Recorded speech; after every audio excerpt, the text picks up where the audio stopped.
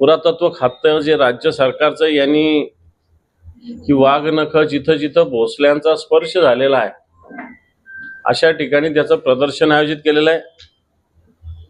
दुर्दैवानं भोसलेंचा जन्म जिथं झाला ते वेरूळ म्हणजे संभाजीनगर, इथं राज्य पुरातत्व खात्यानं हे वाघनखाचं प्रदर्शन ठेवायला पाहिजे होतं।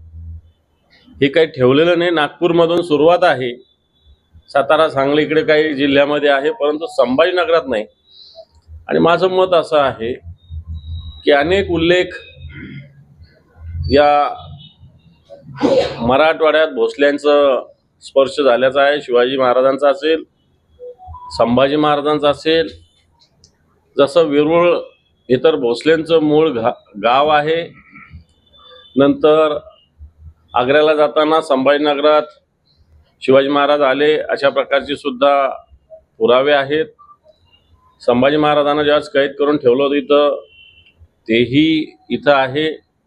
संभाजी महाराजांनी ज्यावेळेस जालना लुटीसाठी गेवराई आपलं मुंगी गाव जे आहे पैठण तालुक्यातलं इथून मराठवाड्यात प्रवेश केला होता, हा सुद्धा स्पर्श आहे। थोडक्यात जाणीवपूर्वक या विभागाकडे दुर्लक्ष केलं की काय असा माझा सरकारला सवाल आहे। आणि हे वाघनखेचं प्रदर्शन जर भोसलेंचा जिथे इथं स्पर्श जिथं होत असेल तर तो संभाजीनगरात सुद्धा झालं पाहिजे, ही मागणी मी आपल्या मार्फत सरकारला करणार आहे।